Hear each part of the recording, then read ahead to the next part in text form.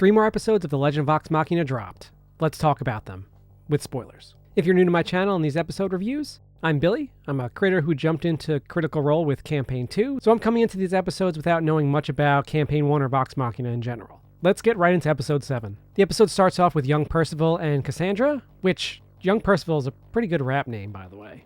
Anyways, we're introduced to Anders, their professor, who is promptly turned down by the Derolos for his refinery proposal. This is all a nice setup to this block of episodes, showing that Anders has a grudge with the Derolos. Back in the modern day, Vax and Vex basically call out Percy for going murder crazy and kind of demand him to tell them the truth of what the hell's going on. And he obliges. We get a nice flashback here of Percy's past, revolving around his escape from the Briarwoods and his origins of the pepper box gun that he creates.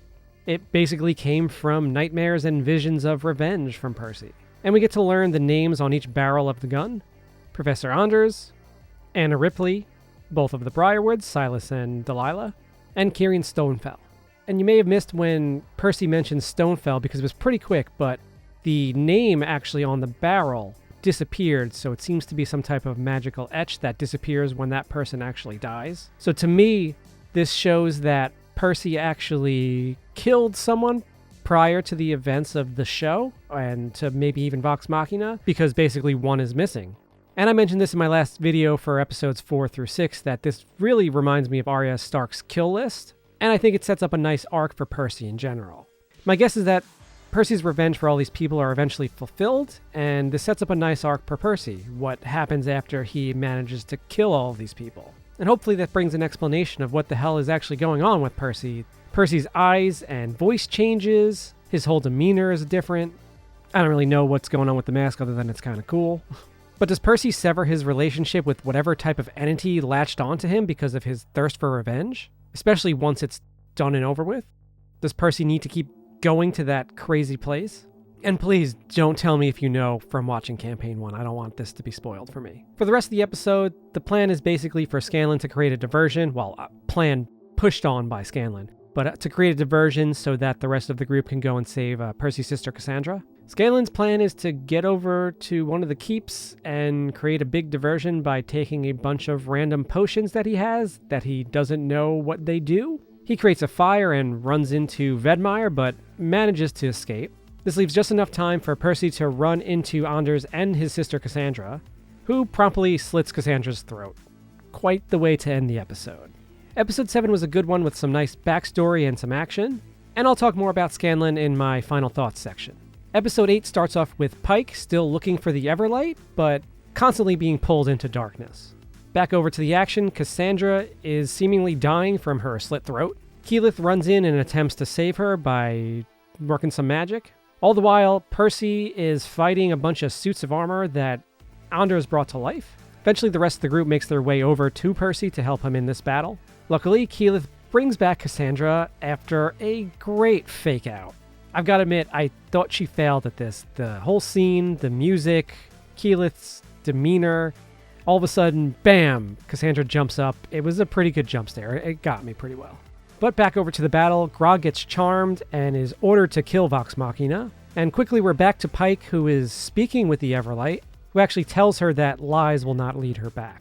And a lot of quick cuts in this section. We're back to Vox Machina battling the armor, and everyone but Percy gets charmed. Luckily, Percy's dark side comes back just in time to place a perfectly ricochet shot to basically take off Anders' jaw and tongue, which the tongue seems to be creeping around on its own. It looks like it's some sort of parasite or entity in itself that was maybe giving Anders his powers, and maybe even took over his mind.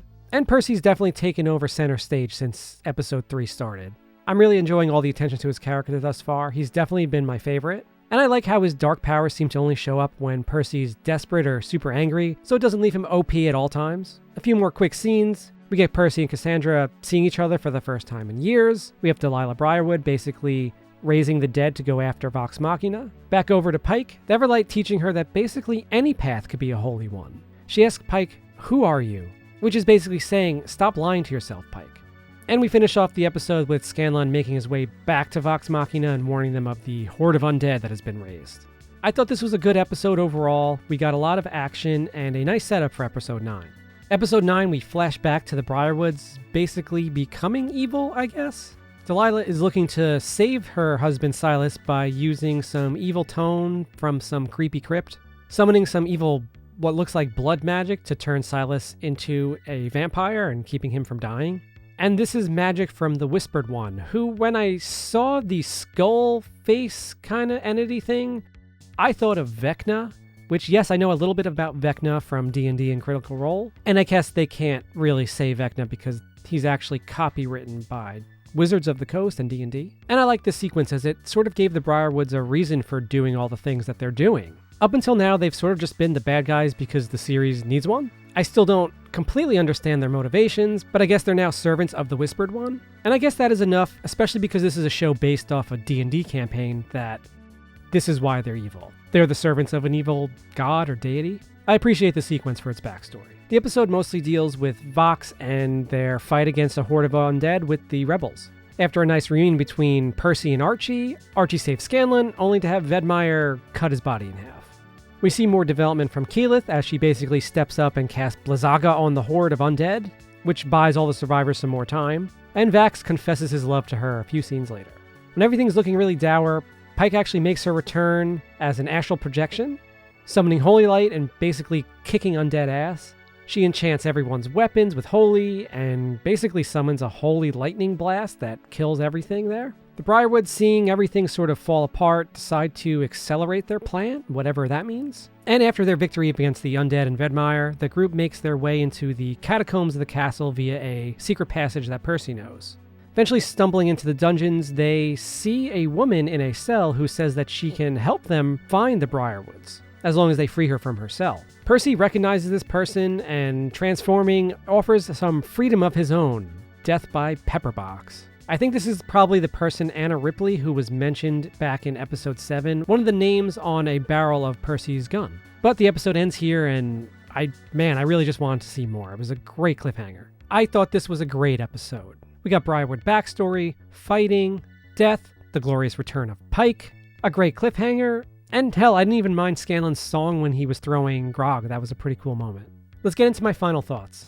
Although not perfect, I think this trio was my favorite thus far of the Legend of Vox Machina. I'm really invested in this show now. I love the flashbacks, both for Percy and the Briarwoods, but I do wonder if the Whitestone/Briarwood arc is going to wrap up by the end of the season, with only 3 episodes left. It'll be interesting to see how Season 1 plays out. And I gotta say that these 20-minute episodes really fly by. I really wish we had more than 12 episodes per season. I'm assuming that Season 2 will feel a little less rushed because we'll have hopefully 12 episodes dedicated to a single arc instead of what Season 1 did. Remember, the first 2 dealt with the Dragon Brimsites, so we only have 10 episodes this season of the Briarwoods and Whitestone. I still don't think a lot of the comedy is working for me.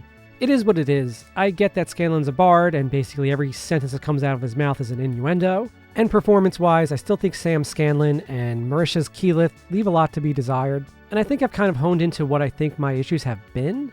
The little thinking out loud quips. I get that they're attempting to inform the viewer what the characters are thinking, but having them say something out loud. But for me, it's just coming off really as forced. And I mean forced both in the writing and the performance. Mostly from Scanlan and Keyleth. Oh, I'm a master distractor. Oh, I'm gonna burn it out. Moron. Whew. Okay, come on. You got this. No one ever suspects the scan man, right? Right? Yeah, right. Wait, what?